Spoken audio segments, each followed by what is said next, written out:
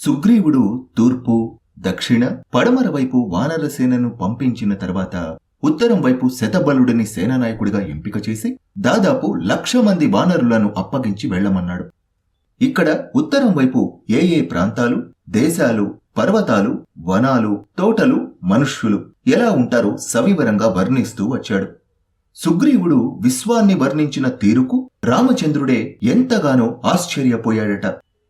ముందుగా ఉత్తరం వైపు ప్రపంచాన్ని సుగ్రీవుడు వివరించిన తీరును ఒకసారి చూద్దాం.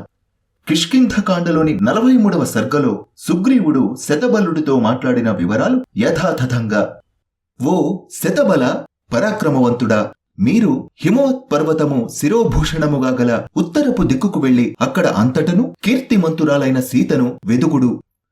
కార్యములు తెలిసిన వారిలో శ్రేష్ఠుడా, ఈ కార్యము సాధించి రామునకు ప్రియము చేసినచో మేము రుణ విముక్తులమై కృతార్థులము కాగలము.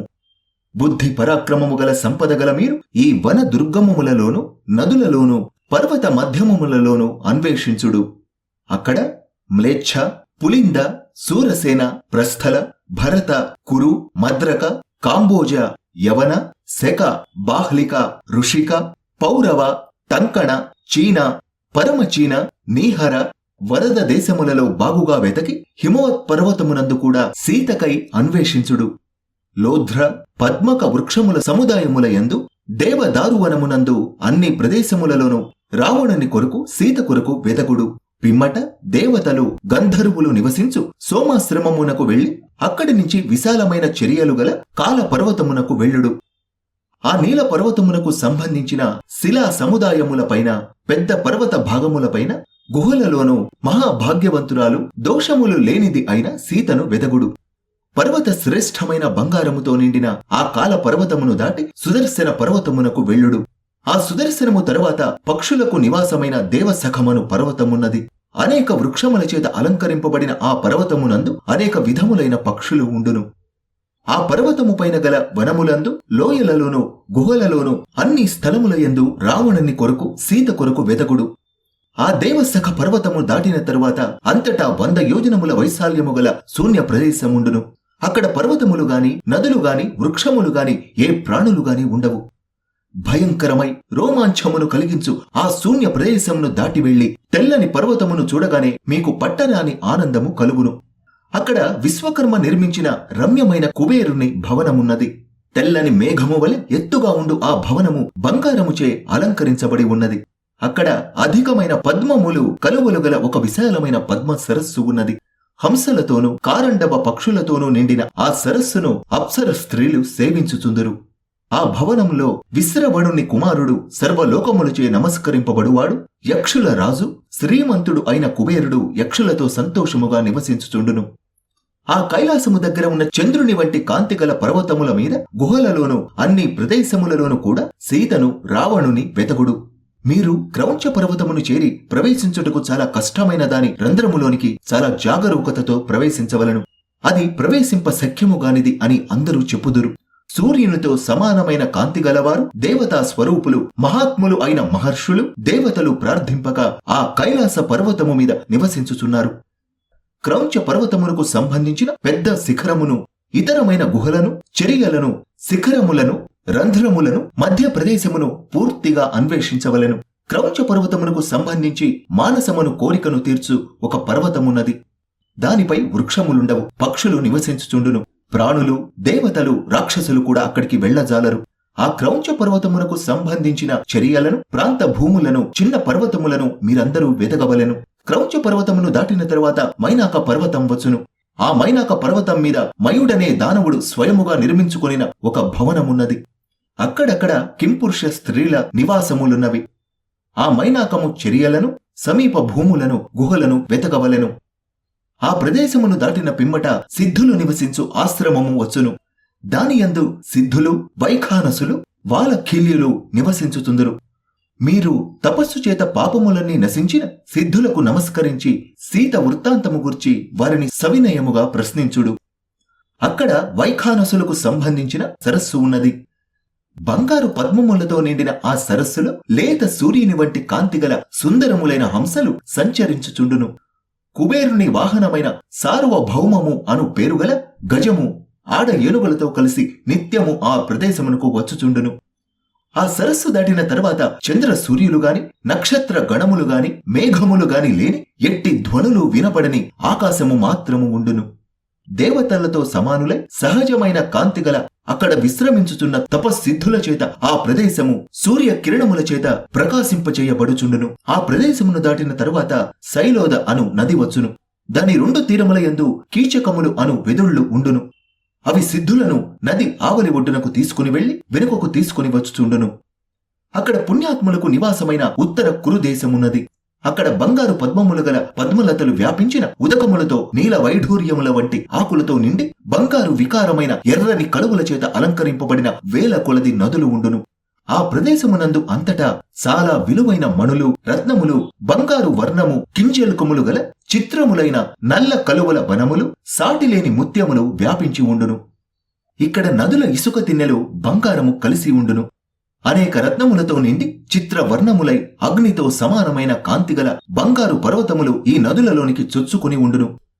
అక్కడ ఉన్న వృక్షములు నిత్యము పుష్ప ఫలములతో నిండి ఉండును. పక్షులు వాటిపై నివసించుచుండును. దివ్యములైన గంధరస స్పర్శలు గల ఆ వృక్షములు అన్ని కోరికలను ఇచ్చును. కొన్ని వృక్షములు అనేక ఆకారములు గల వస్త్రములను ఫలించును. కొన్ని వృక్షములు ముత్యములతోనూ వైఢూర్య మణి మాణిక్యములతోనూ విచిత్రములైన స్త్రీలకు పురుషులకు కూడా అనురూపమైన అన్ని ఋతువుల యందు సుఖముగా సేవింపదగిన అలంకారములను, కొన్ని వృక్షములు అమూల్యమైన మణులతో విచిత్రములైన వస్తువులను ఫలించుచుండును. ఇక్కడ మరికొన్ని వృక్షములు చిత్రములైన ఆస్తరణములు గల శయనములను, మనస్సును ఆకర్షించు పుష్పమాలలను ఫలించును. కొన్ని వృక్షములు చాలా విలువగల పానములను, అనేక విధములైన భక్ష్యములను, రూప యవ్వనములతో ప్రకాశించు సద్గుణవతులైన స్త్రీలను ఇచ్చును. కాంతితో ప్రకాశించుచున్న గంధర్వ, కిన్నెర, సిద్ధ, నాగ, విద్యాధరులు అక్కడ స్త్రీలతో కూడి ఎల్లప్పుడూ విహరించుచుందరు. అక్కడ ఉన్న వారందరూ పుణ్యాత్ములు, రతియందు అమితమైన ఆసక్తి కలవారు, కామార్థముల యందు ప్రీతి కలవారై స్త్రీలతో కలిసి నివసించుచుందరు. అక్కడ అధికమైన నవ్వుల ధ్వనులతో కలిసి సకల భూతములకు మనోహరమైన గీతవాద్యముల ధ్వని ఎల్లప్పుడూ వినబడుచుండును. అక్కడ సంతోషించనివాడు కాని, చెడ్డవారికి ఇష్టుడు కాని ఎవ్వడూ ఉండడు. అక్కడ మనోహరమైన గుణములు రోజురోజుకు వృద్ధి పొందుచుండును. ఆ పర్వతమును దాటిన పిమ్మట ఉత్తర సముద్రము వచ్చును. దాని మధ్యయందు సోమగిరి అను ఒక గొప్ప బంగారు పర్వతం ఉండును. ఇంద్రలోకములోను బ్రహ్మలోకములోను ఉన్న దేవతలు ఆకాశములో నిలచి ఆ పర్వతరాజు సౌందర్యమును చూచుచుందురు. ఆ ప్రదేశములో సూర్యుడు లేకపోయినను సూర్యుడు ప్రకాశించుచున్నాడా అన్నట్లు అది సూర్యుని కాంతి వంటి కాంతితో కూడినదై పర్వతము కాంతి చేత ప్రకాశించుచున్నది. అక్కడ ప్రపంచ స్వరూపుడు 11 మూర్తులు కలవాడు అయిన భగవంతుడైన శివుడు, బ్రహ్మర్షులతో కూడిన దేవతా ప్రభువైన బ్రహ్మదేవుడును నివసించుచుందురు. మీరు కురుదేశమునకు ఉత్తరముగా ఎట్టి పరిస్థితిలోనూ వెళ్లకూడదు. ఇతర ప్రాణులు కూడా అచటికి వెళ్లజాలరు. ఈ సోమగిరికి దేవతలు కూడా వెళ్లజాలరు. మీరు దానిని చూచి వెంటనే తిరిగిరండు. ఇది సుగ్రీవుడు ఉత్తరం వైపు ప్రపంచాన్ని విశ్లేషించిన వైనం. దీన్ని లోతుగా విశ్లేషిస్తే చాలా ఆశ్చర్యమేస్తుంది. మొదట వేరువేరు రాజులు, రాజవంశాలు, రాజుల గురించి చెప్పుకొచ్చారు. వీరిలో మ్లేచ్ఛుల గురించి ప్రత్యేకంగా ప్రస్తావన చేశారు. పశ్చిమోత్తరం నుంచి భారతదేశంలోకి వలస వచ్చిన వారు ఇతర దేశస్థులను మ్లేచ్ఛులుగా పిలిచేవారు. ఉత్తర భారతదేశానికి ఆవల ఆఫ్ఘనిస్తాన్ తరువాతి ప్రాంతాల నుంచి వీరు వచ్చారు. ముఖ్యంగా సింధు నదీ తీరం, బలూచిస్తాన్ నుంచి వీరు ఇక్కడికి వచ్చారు. వీళ్లు ప్రధానంగా పాళి, ప్రాకృత భాషలు మాట్లాడేవారు. ఇండో ఆర్యన్ లాంగ్వేజ్ కుటుంబంలో ఒకటి. ఆ తరువాత సింధీ, కాశ్మీరీ భాషలను కూడా మాట్లాడారు. కాలక్రమంలో భారతీయేతరులను, యూరోపియన్లను మ్లేచ్ఛులని పిలవడం మొదలైంది. అందుకే సుగ్రీవుడు ఉత్తరం వైపు వానరసేన ప్రయాణంలో ముందుగా మ్లేచ్ఛులు తారసపడతారని అన్నాడు. ఉత్తరం వైపు వానరసేన కూడా మధ్య భారతం నుంచే తన ప్రయాణాన్ని ప్రారంభించింది. ఇక్కడ సుగ్రీవుడు చెప్పిన ప్రాంతాల్లో పులింద రాజ్యం, ప్రస్తుతం మధ్యప్రదేశ్లోని జబల్పూర్ ప్రాంతం ఇది. దాని నుంచి పైకి ఉత్తరం వైపు ప్రయాణించిన తరువాత సూరసేన రాజ్యం వస్తుంది. ఇది ఇప్పటి ఉత్తరప్రదేశ్లోని మధురలోని బ్రజ్ ప్రాంతంలో ఉంది. ఆ తర్వాత పక్కపక్కనే ప్రస్థల, భరత, కురు రాజ్యాలు ఉన్నాయి. కురు రాజ్యం ఇప్పుడున్న హర్యానాలోని చండీగఢ్కు కొద్దిగా కింది వైపు ఉంటుంది. ఆ తరువాత ప్రస్థల రాజ్యం ఉంటుందని సుగ్రీవుడు వానరసేనకు చెప్పుకొచ్చాడు. ఈ ప్రస్థల రాజ్యం ఇప్పటి పంజాబ్ రాష్ట్రంలోని జలంధర్ నగరం. అక్కడి నుంచి ప్రస్తుతం ఉన్న భారతదేశ సరిహద్దులు దాటాల్సి ఉంటుంది. ఉత్తరం వైపు వెళ్లడం అంటే సగం ఐరోపా, అటు పూర్తిగా హిమాలయాలను కవర్ చేసుకుంటూ ఆర్కిటిక్ దాకా వానరసేన వెళ్లి వచ్చింది. ఆ తరువాత సుగ్రీవుడు పేర్కొన్న రాజ్యాల గురించి చూద్దాం. మద్రక, కాంబోజ, యవన, శక, బాహ్లిక, రిషిక, పౌరవ. ఈ రాజ్యాలు భారతదేశానికి పశ్చిమోత్తరం నుంచి ఉత్తరం వైపు విస్తరించి ఉన్నాయి. ముందుగా పౌరవ రాజ్యం జీలం, సింధు నదుల మధ్య వ్యాపించి ఉన్నది. ఇదే ప్రాంతాన్ని పురుషోత్తముడు అలెగ్జాండర్ దండయాత్ర కాలంలో పరిపాలించాడు. అలెగ్జాండర్ను సక్సెస్ఫుల్ గా ఎదుర్కొని తరిమి కొట్టిన చక్రవర్తి పురుషోత్తముడు. మన చరిత్రకారులు అలెగ్జాండర్ను ది గ్రేట్ అని చెప్తారు, కానీ పురుషోత్తముడి గురించి మాత్రం మాట మాత్రంగానైనా ప్రస్తావించరు. తరువాత కాంబోజ రాజ్యం. తూర్పు ఆఫ్ఘనిస్తాన్లో హిందూకుష్ శ్రేణులను ఆనుకుని కాంబోజ రాజ్యం ఉన్నది. కాంబోజకు పైన పర్షియా దేశమే రామాయణ కాలం నాటి యవన దేశం. పర్షియా అంటే నేటి ఇరాన్. యవన దేశాన్ని ఆనుకుని ఉన్న రాజ్యం శక. ఇది ప్రస్తుత తుర్కిమెనిస్తాన్, ఇరాన్ సరిహద్దు ప్రాంతం ఇది. కాంబోజ రాజ్యానికి ఉత్తరం వైపు ప్రస్తుత చైనా పశ్చిమ ప్రాంతంలో ఋషిక రాజ్యం ఉన్నది. ప్రస్తుతం బాక్ట్రియా దేశమే ఇది. ఒకనాటి బాహ్లిక రాజ్యం, ఒక టంకణ రాజ్యం నేటి టాంజానియాగా చరిత్రకారులు గుర్తించారు. చైనా ప్రాంతాన్ని చీనా, పరమచీనా రాజ్యాలుగా సుగ్రీవుడు వర్ణించాడు. ఈ రాజ్యాల తర్వాత ఉత్తర కురు రాజ్యాన్ని గురించి చెప్పుకొచ్చాడు. ఈ ఉత్తర కురు రాజ్యం జంబూ ద్వీపానికి అంటే భారతదేశానికి 24,000 యోజనాల దూరంలో ఉన్నదని సుగ్రీవుడు చెప్పాడు. ఉత్తరాన శూన్య ప్రదేశం దాటిన తర్వాత అంటే చైనా తర్వాత రష్యా ప్రాంతం ఒకనాడు పెద్దగా జనాభా ఉన్న ప్రాంతం కాదు. అతి మంచు ప్రదేశం కాబట్టి ఇక్కడ జీవజాలం తక్కువగా ఉన్నదని సుగ్రీవుడన్నాడు. దీని తర్వాత ఉత్తర కురు రాజ్యం ఉన్నది. ప్రస్తుతం కిర్గిస్తాన్ ఉన్న ప్రాంతాన్ని ఉత్తర కురు రాజ్యంగా వర్ణించాడు. కలహనుడి రాజతరంగిణిలో లలితాదిత్య ముక్తపాదుడి కాలంలో ఉత్తర కాశ్మీర్కు అవతల ఉన్న రాజ్యాల గురించి వర్ణించాడు. కాంబోజ, తుశాల భౌత్త, బాలకంబుధి, స్త్రీ రాజ్య అని మరికొన్ని రాజ్యాల గురించి చెప్పుకొచ్చాడు. ఉత్తర కురు తర్వాత ఉన్న స్త్రీ రాజ్యం గురించి మహాభారతంలో కూడా ప్రస్తావన ఉన్నప్పటికీ దీనికి సంబంధించిన వివరణ ఉన్నట్టు లేదు. మహాభారతం ప్రకారం నీల పర్వతానికి దక్షిణాన, మేరువుకు ఉత్తరాన ఉత్తర కురు రాజ్యం ఉన్నదని పేర్కొన్నాడు. ఇప్పుడున్న కిర్గిస్తాన్ ప్రాంతాన్ని కురు రాజ్యంగా భారతీయ చరిత్రకారులు నిర్ధారించారు. ఉత్తర ప్రపంచానికి చివరి రాజ్యంగా దీన్ని పేర్కొన్నారు. ఉత్తర కురు రాజ్యం అత్యంత విశాలమైంది. దేవతలు, గంధర్వ, కిన్నెర, కింపురుష, అప్సర స్త్రీలు నివసిస్తారని చెప్పాడు. ఈ ఉత్తర కురు రాజ్యం గురించి బౌద్ధ మత గ్రంథం అభిధమ్మలో కూడా ప్రస్తావించారు. అభిధమ్మలోని 416వ శ్లోకంలో గౌతమ బుద్ధుడు భూమి మీద 4 నెలలకు సమానమైన కాలం ఉత్తర కురు అనే ఉత్తర ద్వీపంలో ఉండి వచ్చాడని, అక్కడ దేవతలు ఉంటారని పేర్కొన్నారు. ఈ రాజ్యాలతో పాటు సుగ్రీవుడు అనేక పర్వతాలు, నదుల గురించి వర్ణించాడు. పర్వతాలలో దేవసఖ, కాల, నీల, సుదర్శన, కైలాస, క్రౌంచ, మైనాక, సోమగిరి, మేరు వంటి పర్వతాలను గురించి విస్తారంగా చెప్పాడు. వీటిలో దేవసఖ పర్వతం నేపాల్లో ఉంది. ఉత్తరాన ఉన్న కైలాస పర్వతం గురించి అద్భుతంగా వర్ణిస్తాడు. దీని పరిసర ప్రాంతాల్లో జీవరాశులు జీవించజాలవని వివరిస్తాడు.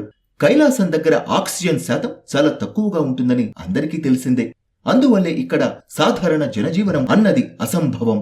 కైలాసంతో పాటు 8,000 మీటర్ల ఎత్తున్న పర్వతాలు హిమాలయన్ రేంజ్లో 14 ఉన్నాయి. ఇవి మహాదేవుడి రూపంగా ఉన్న కైలాస పర్వతానికి మెడలో ఒక మణిహారంలా విస్తరించి ఉన్నాయి. కైలాసానికి సుమారు 500 కిలోమీటర్ల దూరంలో శీర్షపంగమ పర్వతం ఉన్నది. దీన్నే చరిత్రకారులు దేవసఖ పర్వతంగా కూడా పిలిచారు. కైలాసానికి ఉత్తర దిక్కున కుబేరుడి అలకాపురి ఉన్నదని సుగ్రీవుడు చెప్పాడు. ఇది కైలాసానికి చాలా దగ్గరగా ఉంటుంది. జైనులు, బౌద్ధులు దీని యక్షుల స్థావరంగా పిలుచుకుంటారు. కైలాస పర్వతానికి 177 కిలోమీటర్ల దూరంలో అలకాపురి గ్లేసియర్స్ ఉన్నాయి. గంగోత్రి గ్లేసియర్స్ దాటిన తర్వాత సుదర్శన పర్వతం కనిపిస్తుంది. ఇది సముద్ర మట్టానికి 6,507 మీటర్ల ఎత్తు ఉంటుంది. కైలాసానికి మరికొంత దూరంలోనే క్రౌంచ పర్వతం ఉన్నది. ఇది పెద్ద పెద్ద గుహలతో దుర్గమంగా ఉంటుంది. అడవి జంతువులకు ఆలవాలమైన ప్రాంతం ఇది. మానస పర్వతం నేపాల్లో ఉన్నది. దీన్ని ఇప్పుడు మనసలు అని పిలుస్తున్నారు. ఇక్కడి నుంచి కిర్గిస్తాన్ వరకు కారాకోరం పర్వత శ్రేణులు విస్తరించి ఉంటాయి. ఇందులో కజకిస్తాన్ ప్రాంతంలో ఉన్న ఆల్టాయ్ పర్వతం నీల పర్వతంగా రామాయణ కాలంలో ప్రసిద్ధి చెందింది. ఆ తర్వాత ఉన్న పామిర్స్ పర్వత శ్రేణులను మేరు పర్వతంగా పిలిచారు. కారాకోరం శ్రేణుల్లోనే ఖోతాన్ అనే రాజ్యం ఉన్నట్లు తెలుస్తుంది. కోతాన్లోని ప్రసిద్ధ కోతాన్ నదినే శైలోద నదిగా సుగ్రీవుడు వర్ణించాడు. సుగ్రీవుడు ఆ తర్వాత సోమగిరి గురించి చెప్పుకొచ్చాడు. అది బంగారు వర్ణంలో ఉంటుందని పేర్కొన్నాడు. ఇది ఆర్కిటిక్ ప్రాంతంలో ఉన్నది. ఇక్కడికి ఎవరూ పోలేరు, అది సాధ్యం కాదు. ప్రస్తుతం దీని పేరు కార్కనోజ్. ఇది ఆర్కిటిక్ ప్రాంతంలో అతి పెద్ద పర్వతం. ఎప్పుడూ బంగారు వర్ణంలో మిలమిలలాడుతూ ఉంటుంది. సుగ్రీవుడి అట్లాస్ సంపూర్ణ స్వరూపమిది. ఇందులో అన్నింటినీ ఐడెంటిఫై చేయలేకపోవచ్చు. సాధ్యమైనన్నింటినీ సుగ్రీవుడు చెప్పిన వివరాలను బట్టి, దూరాలను బట్టి, భారతీయ ప్రాచీన చరిత్రకారులు చెప్పిన వివరాలను బట్టి పొందుపరచడం జరిగింది. సుగ్రీవుడు ప్రపంచాన్ని గురించి ఇన్ని వివరాలు చెప్తుంటే మనం ఎలా ఇంప్రెస్ అయ్యామో రాముడు కూడా అలాగే ఇంప్రెస్ అయ్యాడు. వాలితో ఘర్షణ అనంతరం తాను అతడి బారి నుంచి తప్పించుకోవడానికి ప్రపంచమంతా చుట్టి వచ్చానని చెప్పుకొచ్చాడు. వేల ఏండ్ల నాటి ప్రపంచం ఆనవాళ్ల గురించి ఇంత సవివరంగా, ఇంత సవిస్తరంగా ఉన్న అంశాలపై పరిశోధనలు చేసి యావత్ ప్రపంచానికి అందించాల్సిన బాధ్యతను మన చరిత్రకారులు మాత్రం మరచిపోయారు. ఇది దుర్మార్గం కాక మరేమిటి? రామం భజే శ్యామలం. జై శ్రీరామ్.